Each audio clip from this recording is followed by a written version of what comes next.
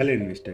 Fidelity के legendary fund manager Bill Danoff का कहना था, we want to own those company which can double their income in coming 5 year. यानी कि ऐसी कंपनी चुनो जो अगले 5 सालों में अपनी कमाई दुगना कर सके। और दोस्तों, भारत का फाउंड्री और फॉर्जिंग का मार्केट भी कुछ ऐसी मुकाम पे खड़ा है। अगर हम आंकड़ों की बात करें तो 2025 में ये मार्केट लगभग 2 लाख करोड़ का है और 9% के CAGR के साथ बढ़ के 2030 तक लगभग 4 लाख करोड़ का होने जा रहा है।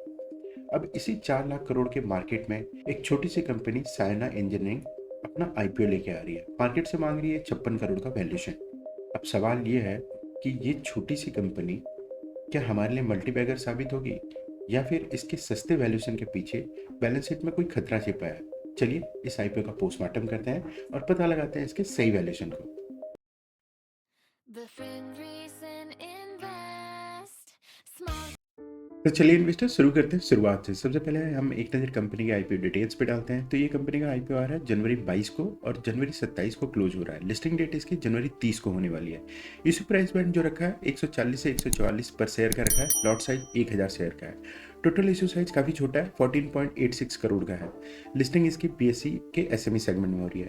रिटेल क्लाइंट को क्या पड़ने वाला है, तो रिटेल क्लाइंट को पड़ने वाला है 2 लॉट का 2,88,000 रुपये। वहीं HNI सेगमेंट में 3 लॉट लेने पड़ेंगे और उसमें आपको पड़ेगा 4,32,000 रुपये। चलिए एक नज़र डालते हैं कि 15 करोड़ रुपए जो ये मार्केट से उठा रहे हैं उसका यूज कहाँ कर रहे हैं। तो कंपनी सबसे पहले डाल रही है कैपिटल एक्सपेंडिचर में, प्लांट एंड मशीनरी खरीद रही है अपने एग्जिट पाइपलाइन को बढ़ाने के लिए। 3.79 करोड़ रुपया डाल रही है उसमें। उसके साथ ये वर्किंग कैपिटल में डाल रही है करीबन 4 करोड़ रुपये। उसके बाद ये एक लोन का रीपेमेंट कर रही है, उसमें डाल रही है 2.17 करोड़ रुपया और बाकी बचे हुए पैसे ये जनरल कॉर्पोरेट पर्पज में डाल रही है। चलिए एक नज़र डालते हैं कि ये कंपनी क्या करती है और कौन है।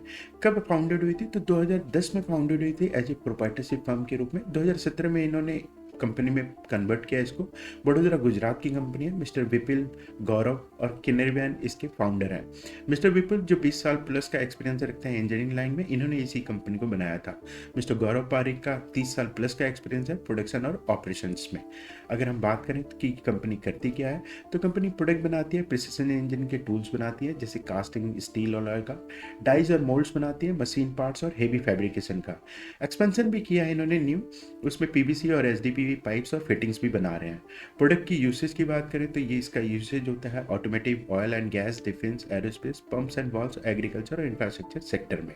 क्योंकि कास्टिंग और स्टील का यूज इन सारे क्षेत्रों में होता है, इसलिए इन सारे क्षेत्रों में इन्होंने मेंशन किया है कि ये यूज होता है।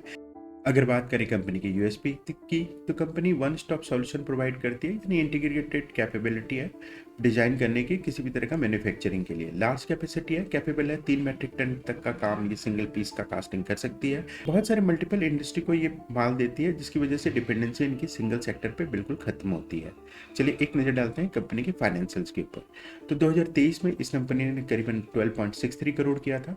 24 में ये 15.28 करोड़ और 25 में 23.18 करोड़ किया है। लगभग 23 से 25 में इन्होंने डबल के अराउंड में किया है। इबिटा की बात करें तो इबिटा 1 करोड़ था, वो बढ़ करके 25 में 5 करोड़ हुआ, यानी 5 टाइम के अराउंड बढ़ा है। प्रॉफिट आफ्टर टैक्स की बात करें तो 0.61 से ये बढ़ करके 2.42 हुआ, यानी 2.5 टाइम के अराउंड में हुआ है इनका इंक्रीज प्रॉफिट में अब पिछले 3 सालों में। अब इबिटा में आप देखेंगे 5 करोड़ और प्रॉफिट आफ्टर टैक्स में 2.5 करोड़, ये साफ साफ दिखा रहे हैं कंपनी हेवी डेप्ट है कहीं ना कहीं। चलिए आगे वो नजर आएगा। नेटवर्क की बात करें तो नेटवर्क कंटिन्यूस इंक्रीजिंग है। टोटल बोरिंग जैसा हमने सोचा था बिल्कुल वैसे ही निकला है। 5.42 करोड़ से बढ़कर के ये 13.92 करोड़ हुआ है। चलिए एक नज़र डालते हैं पिछले साल के परफॉर्मेंस ग्रोथ पे।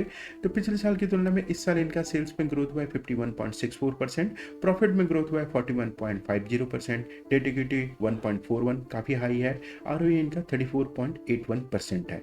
अगर हम बात करें इस साल इन्होंने नवंबर तक कितना किया है, तो नवंबर तक इन्होंने 19.15 करोड़ किया है। इबिटा में ग्रोथ हुआ है 4.08 crore, profit after tax 2.45 crore हुआ है। नेटवर्थ की बात करें तो ये फिर से इंक्रीज हुआ है क्योंकि पैसा ये शायद निकाल नहीं रहे हैं, तो 12.36 करोड़ हुआ है। टोटल बोरिंग फिर से वापस से बढ़ा है 22.61 करोड़। इससे साफ पता चलता है कंपनी के पास काफ़ी ऑर्डर्स तो हैं और उसी को बनाने के लिए ये कंपनी मार्केट से काफ़ी बोरिंग उठा रही है। शायद यही पर्पज होगा इनका IPO लाने का मेन। अब अगर बात करें कि 10 महीने में उन्होंने 19 करोड़ किया, तो कहीं ना कहीं ये 23 करोड़ से तो ऊपर ही करेंगे। वहीं प्रॉफिट आफ्टर टैक्स 2.45 करोड़ 10 महीने में इन्होंने पिछले साल का अचीव कर लिया, यानी अब जो भी होगा वो सरप्लस और ग्रोथ सेक्टर में दिखेगा। अगर हम फोरेंसिक एनालिसिस की बात करें तो इनका आज जो आरओई हो रहा है पोस्ट आईपीओ वो 9.77% हो रहा है, 34% से घट रहा है कहीं ना कहीं, क्योंकि इक्विटी का हेवी डाइल्यूशन हो रहा है। डेट इक्विटी की बात करें तो ये घट जाएगा, और 2.17 करोड़ रुपए ये पे भी कर रहे हैं, तो घट करके हो रहा है 0.47। अगर हम बात करें कि 10 महीने में जो इन्होंने पैड किया है उसको कैपिटलाइज करें तो ये आरओई बढ़ करके 13.50% आ रहा है। डेट इक्विटी अगर हम 22 करोड़ के अराउंड में देखें, जो 22.61 करोड़ है 2025 में, उसके अराउंड में देखें तो डेट इक्विटी 0.75 बैठ रहा है। चलिए एक नज़र डालते हैं पीर एनालिसिस पे, फिर पता करते हैं कि ये कंपनी एक्चुअली ठहर कहाँ रही है। दोस्तों वैल्यूएशन केवल ना पी नंबर नहीं देखना चाहिए, बल्कि स्टोरी बिहाइंड द नंबर को समझना हमें बहुत जरूरी होता है। जैसा कि अक्सर कहते हैं कि earning can be manipulated but cash is reality. अब यहाँ पे हम बात करते हैं, सबसे पहले हम ये समझते हैं कि सैना का वर्तमान जो प्री आईपीओ आरओई है वो 34.81%, बहुत आकर्षक लग रहा है। लेकिन जैसा हमने पता लगाया कि पोस्ट आईपीओ ये गिर करके 13.50 रह जाएगा। ये एक गेम चेंजर है। हमें इसकी तुलना उन कंपनियों से करनी चाहिए जिसकी आरओई की जो रेंज है ना वो 13 से 16% की है। एक डिस्क्लेमर मैं बताना चाहूँगा, कंपनी ने अपने आरएचपी में एक भी कंपनी को अपना पीर नहीं माना है। ये सारी कंपनियां हमने खुद से ढूंढ के निकाली हैं, इसी सेक्टर की हैं ये कंपनियां। अब अगर बात करें साइना का, तो साइना इंजीनियरिंग का जो पी रेशियो आ रहा है वो 15.25 आ रहा है। आरओई जो घट करके हो रहा है 13.50% हो रहा है। ओपीएम इसमें आ रहा है 21.64%। ओपीएम इसका काफ़ी अच्छा है, लेकिन आरओई गिर करके औसत हो रहा है। पी 15.25 सस्ता लग सकता है, लेकिन इसमें क्वालिटी रिस्क शामिल नहीं है। कैप्टन टेक्नोकास्ट एक किसी क्षेत्र की कंपनी है, उसने पी का है 53.10%, आरओई उसका है 19.92%। ऑपरेटिंग प्रॉफिट मार्जिन की बात करें उस कंपनी की तो 14.60 है। आउटलायर है, बाजार इसे बहुत हाई प्रीमियम दे रहा है, इसे बेंचमार्क मानना बिल्कुल गलत होगा।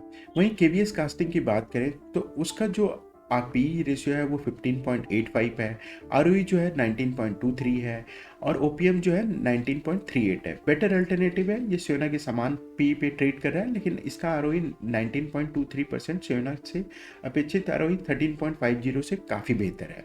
वहीं पे अगर बात करें कृष्णवीर फोर्ज की तो उसका पी 22.13% है, आरओई 13.29% है, और ओपीएम 11.79% है। ओवर वैल्यूड बेंचमार्क है इसका, क्योंकि आरओई ना साइनो जैसा है, लेकिन पी इसका 22 है। हालांकि बाजार इसे प्रीमियम दे सकता है अगर इसकी तरह बुक क्वालिटी साफ हो, सोना की तरह कंप्लायंस इशू ना हो। अगर गुजरात इंट्रेक्स की बात करें तो इसका पी 14.92 है, आरओई जो है 15.88% है, और ओपीएम जो है 20.50% है। क्लोजेस्ट पीर है, इसका ओपीएम और बिजनेस प्रोफाइल चाइना के सबसे करीब है, और ये 15.88% के आरओई पे भी उपलब्ध है, 15x का पी पे भी उपलब्ध है। अब अगर मैं एक एनालिस्ट की तरह देखूं तो हम रिस्क एडजस्टेड वैल्यूएशन करेंगे। एक कंपनी जिसका पी 15 हो, कैश फ्लो पॉजिटिव हो, वह उस कंपनी से बेहतर है जिसका पी 15 हो लेकिन कैश फ्लो नेगेटिव ना हो। यहाँ सोना के लिए ना हम थोड़ा सा डिस्काउंटिंग का लॉजिक निकालते हैं। क्यों? क्योंकि पेपर प्रॉफिट है।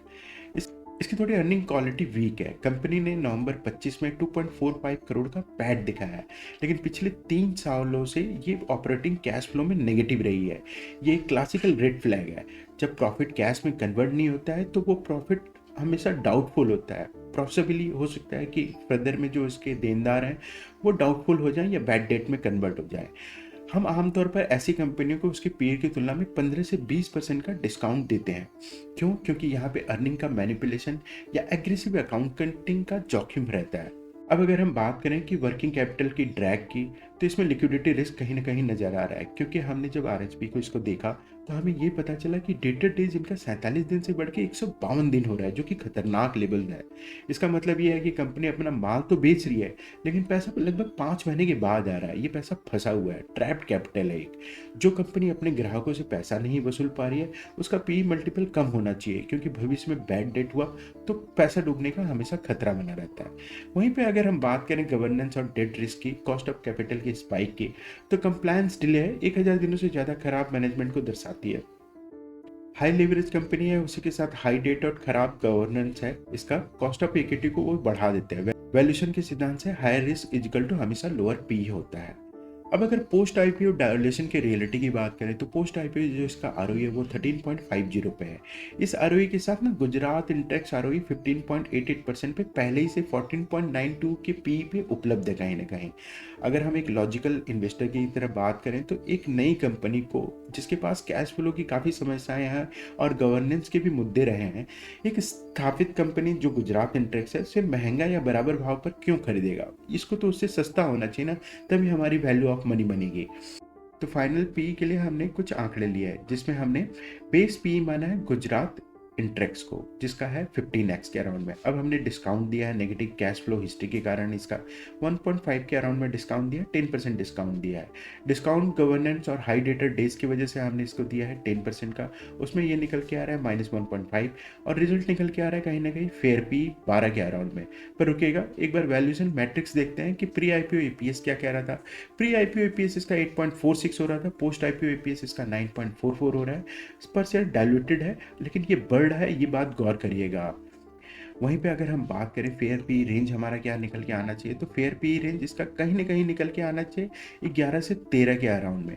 शायद ना इंजीनियरिंग का अगर आईपीओ की बात करें तो 15.25 पे आ रहा है, और थोड़ा सा हमने जो विश्लेषण किया उस हिसाब से फुल्ली तरह से प्राइस्ड है।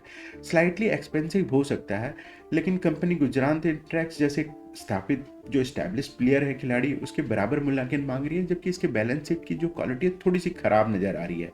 जो कि मैं एक समझदार निवेशक के रूप में इसमें 15.25 के पी में मार्जिन ऑफ सेफ्टी काफ़ी कम रहता है।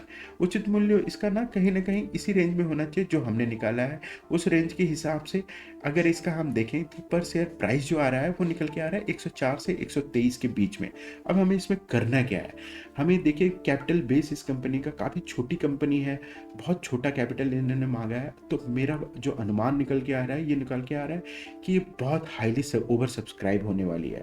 अगर ये ओवर सब्सक्राइब होती है जैसा हम अंदाज़ा लगा रहे हैं, और जीएमपी भी काफ़ी उसी तेज़ी से बढ़ता है, तो ज़रूर इन्वेस्ट करिएगा, वरना इसको इग्नोर करिएगा। चलिए एक नज़र डालते हैं जेएमपी के ऊपर। अगर हम बात करें जेएमपी की, तो 20 दिसंबर को ये जेएमपी इसका 0 पे ट्रेड हो रहा है। उस हिसाब से 144 के अराउंड में ये कहीं लिस्टिंग होगी। ठीक है फ्रेंड्स, अगर आपको ये वीडियो पसंद आया तो गूगल पापा को हैप्पी करने के लिए लाइक शेयर एंड कमेंट जरूर करें। Thank you very much.